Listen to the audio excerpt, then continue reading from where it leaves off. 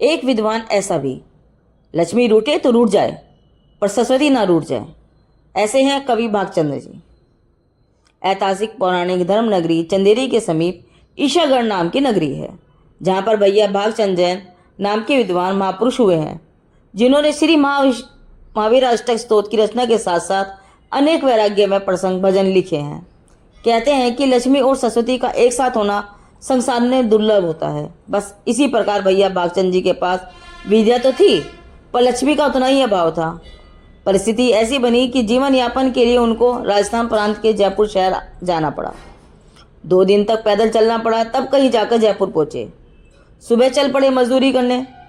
रास्ते में जैन मंदिर मिल गया तो उनके मन में देव दर्शन का विचार आया, पर एक मन यहाँ भी था कि मजदूरी नहीं करूँगा तो बच्चे भूखे हैं, पर सुबह सुबह भगवान को छोड़कर कहाँ जाऊँ। मंदिर में दर्शन पूजन की, तभी प्रवचन होने लगे तो बैठ गए प्रवचन के बीच में। ऐसा कुछ प्रसंग आया जिसका उत्तर वक्ता को नहीं आया।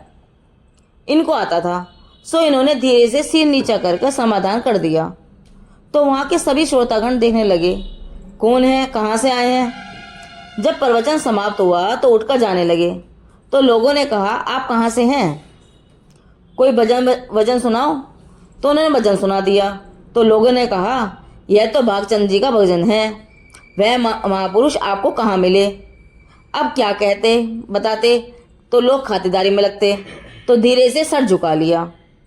जब लोगों ने जोर जबरदस्ती की तो बताना पड़ा कि मैं ही हूँ भागचंद्र। लोगों ने भोजन का आग्रह किया और निवेदन किया कि आपको आजीविका की क्या जरूरत, आप हमारे यहाँ भोजन करिए। भागचंद जी ने सोचा, लक्ष्मी तो पहले ही रूठी है, अब सरस्वती ना रूठ जाए। जिनवाणी रूठ गई तो भागचंद नहीं रहेगा। लोगों की बहुत जोर जबरदस्ती करने के बाद 3-4 दिन तो लोगों के यहाँ भोजन किया। बाद में लोगों के सहयोग से व्यापार किया और 3 वर्ष में 25,000 रुपये की पूंजी बनाई। बाद में 15 रुपये महीना घर खर्च और 10 महीने की पूंजी बनाकर सारे पैसे समाज को सौंप दिए। लोगों ने आग्रह किया तो उन्होंने कहा, यह पैसा मेरा नहीं है, मैं किसी के यहाँ नौकरी करता तो 25 रुपये महीना ही मिलता, इस पर मेरा अधिकार नहीं है। जिनवाणी आत्म कल्याण के लिए, आत्म चिंतन के लिए है, आजीविका के लिए नहीं, और सारा संचित धन समाज को समर्पित कर दिया। धन्य है ऐसे आत्मार्थी धर्मात्मा, धन्य है। जिनदेव की वाणी, आगम वाणी।